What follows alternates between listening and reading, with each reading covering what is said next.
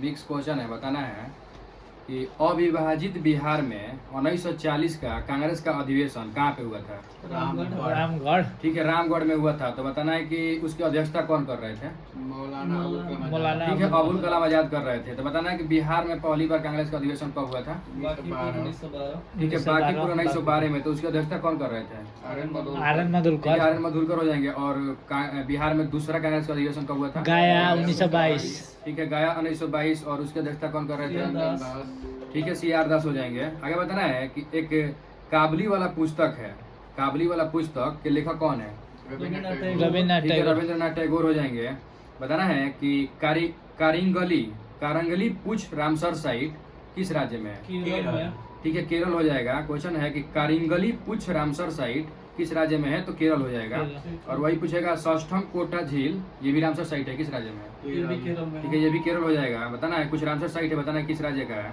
रंगन थीटू, अंक समुद्र, अघनासिनी और मगधी केरे। ठीक है, ये सब कर्नाटक का रामसर साइट है। आगे बताना है कि भारतीय नागरिकता अधिनियम में अभी तक कितनी बार संशोधन हो चुका है? 6 बार। ठीक है, 6 बार। तो पहली बार कब संशोधन हुआ था? ठीक है, 1986 में पहली बार संशोधन हुआ था। आगे बताना है कि खजायन उल फुतुह किसकी बुक है? अमीर खुसरो। ठीक है, अमीर खुसरो हो जाएगा। और तारीख फिरोजशाही किसका बुक है? ठीक है, जियाउद्दीन बांग बरनी हो जाएगा। और फुतुह उस सलातीन किसकी बुक है? हसन निजामी। ठीक है, ईसामी का पुस्तक है, हसन ईसामी का। आगे बताना है कि स्वतंत्रता के बाद पहला विश्वविद्यालय शिक्षा आयोग का गठन 1948 में किसके अध्यक्षता में हुआ था? ठीक है, सर्वपल्ली राधाकृष्णन हो जाएगा। क्वेश्चन पूछेगा कि स्वतंत्रता के बाद पहला विश्वविद्यालय शिक्षा आयोग का गठन 1948 में किसके अध्यक्षता में हुआ था? तो इसका आंसर हो जाएगा राधाकृष्णन। आगे बताना है कि सर्वोच्च न्यायालय के न्यायाधीशों की नियुक्ति किस आर्टिकल में है? सर्वोच्च न्यायालय के 124 के 2। ठीक है, 124 हो जाएगा, हम लिखे 124। और वही उच्च न्यायालय के न्यायाधीशों की नियुक्ति करेगा। ठीक है, 217 हो जाएगा आर्टिकल। आगे बताना है कि एक जलप्रपात है जिसका नाम है यन्ना जलप्रपात, किस नदी पे है? ठीक है, नर्मदा नदी हो जाएगा। बताना है कि गुरुत्वीय त्वरण मतलब कहाँ पे निम्न होता है? विषुवत रेखा पर। ठीक है, इक्वेटर पर निम्न होता है। और वो शून्य कहाँ पे होता है? शून्य एकदम माने केंद्र में। केंद्र पे गुरुत्वीय त्वरण शून्य हो जाएगा। और मैक्सिमम कहाँ पे होता है? ध्रुव पर। ठीक है, गुरुत्वीय त्वरण जो होता है मैक्सिमम ध्रुव पे होता है। बताना है कि जो ईडी होता है ना, तो ईडी किस मंत्रालय के अंतर्गत आता है? वित्त मंत्रालय। ठीक है, ये वित्त मंत्रालय के अंतर्गत आता है। बताना है कि परमाणु के अविभाजकता का नियम कौन दिया था? डाल्टन। ठीक है, डाल्टन दिया था। कब दिया था? डाल्टन दिए थे 1808 में दिया था। 1808। परमाणु के अविभाजकता का नियम कौन दिया था? डाल्टन। बताना है कि परमाणु शब्द का प्रयोग पहली बार कौन किया था? परमाणु शब्द रॉबर्ट बोयल। डेमोक्रिट्स तत्वों का प्रयोग किया था रॉबर्ट बोयल। और वही पूछेगा परमाणु शब्द का तो डेमोक्रिटस। आगे बताना है कि वर्तमान में उपभोक्ता मूल्य सूचकांक का आधार वर्ष क्या है? 2012 हो जाएगा। बताना है कि भारत में बजट प्रणाली की शुरुआत किस वायसराय के समय में हुआ था? Lord Canning. ठीक है, लॉर्ड कैनिंग हो जाएगा। बताना है कि पोर्टफोलियो की शुरुआत कब हुआ था? 1861। ठीक है, लॉर्ड कैनिंग के शासनकाल में हुआ था 1861 में। और कलकत्ता, मद्रास और बॉम्बे में विश्वविद्यालय का स्थापना किसके गवर्नर जनरल काल में कब स्थापना हुआ था? Lord Canning 1857। ठीक है, कैनिंग के काल में 1857 में हुआ था। और व्यापक सिद्धांत को वापस कौन ले लिया था? Lord Canning. ठीक है, कैनिंग ने ही वापस ले लिया था, इसको चालू किया था डलहौजी। आगे बताना है कि विधवा पुनर्विवाह अधिनियम कब आया था? 1856। ठीक है, 1856 में कैनिंग के समय आया था। और भारतीय दंड संहिता लागू कब हुआ था? 1860। 1860 में अधिनियम है और 62 में लागू हो गया था भारतीय दंड संहिता अधिनियम। आगे बताना है कि भारत का अंतिम वायसराय कौन था? अंतिम माउंटबेटन हो जाएगा। और प्रथम को आएगा तो कैनिंग हो जाएगा। ठीक है, बताना है भारतीय सुधार संघ के संस्थापक कौन थे? 1870 में पहले केशव चंद्र सेन। ठीक है, 1870 में केशव चंद्र सेन ने किया था भारतीय सुधार संघ की स्थापना। अगर बताना है कि सिगरेट लाइटर में कौन सी गैस मौजूद होती है? ब्यूटेन। ठीक है, ब्यूटेन मौजूद होता है। बताना है कि एटलस पर्वत किस महाद्वीप में स्थित है? अफ्रीका महाद्वीप हो जाएगा। तो बताना है कि जो एटलस पर्वत है ना, इसकी सर्वोच्च चोटी कौन है? टाउबकल। ठीक है, टाउबकल हो जाएगा। बताना है कि टोन्स, चंबल, हिंडन, बेतवा, केन, ये जो नदी है सब किसकी सहायक नदी है? यमुना।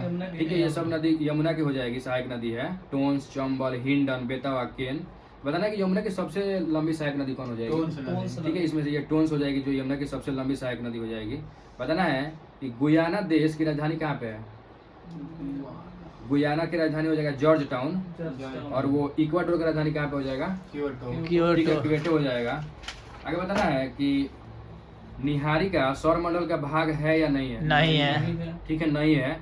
बताना है कि एक यूकान का पठार है किस देश में है? कनाडा। कनाडा। ठीक है, कनाडा हो जाएगा यूकान का पठार। बताना है कि इंदिरा गांधी शांति पुरस्कार में कितने लाख रुपया दिया जाता है? 25 लाख। 30 लाख। ठीक है, 25 लाख हो जाएगा। तो बताना है इंदिरा गांधी शांति पुरस्कार का स्थापना कब हुआ है, मतलब कब से दिया जाता है? तो 1908 पहली बार 1986 में दिया गया था ये।